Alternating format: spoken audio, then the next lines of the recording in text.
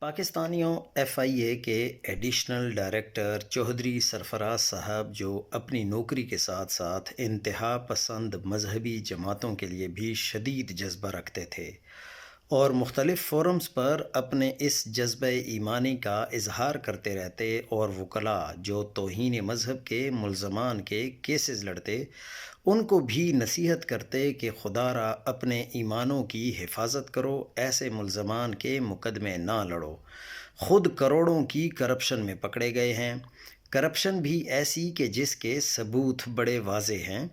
ایک ڈائریکٹر سلمان آوان جو اسلام آباد میں جسٹس اعجاز اسحاق کی عدالت میں توہین مذہب کیسز کمیشن میں ادارے کی نمائندگی کرتے تھے، آج ان کے بھی پول کھلے ہیں۔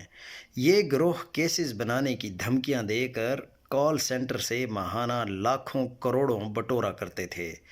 توہین مذہب کیسز میں پھنسے بچوں کے والدین اور رپورٹس کہا کرتی تھیں کہ ملاؤں، وکیلوں اور ایف آئی اے میں موجود ایک گروہ ہے جو بچوں کو ٹریپ کرتا ہے، ان کی جنسی فرسٹریشن کا استحصال کر کے یا نوکریوں کا لالچ دے ان سے غلط کام کرواتے اور پھر بلیک میل کرتے تھے اور پیسے بٹورتے تھے، تو لوگ یقین نہیں کرتے تھے۔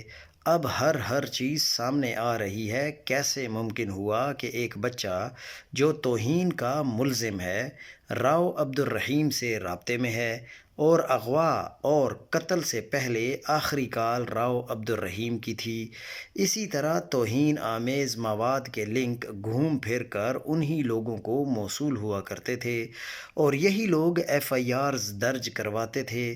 عبداللہ شاہ مقتول کے والد کے خلاف توہین مذہب کا کیس وہ واحد کیس ہے جس میں اس کی گرفتار ہونے سے پہلے ہی ضمانت کنفرم ہو گئی۔ کیوں بھلا؟ کیونکہ اس والد کے بیٹے کے قتل کیس میں راؤ عبدالرحیم بھی نامزد ہو چکا تھا۔ تم مجھے معاف کرو، ہم تمہارے خلاف توہین مذہب کا کیس آگے نہیں بڑھائیں گے۔ کیسا رہا؟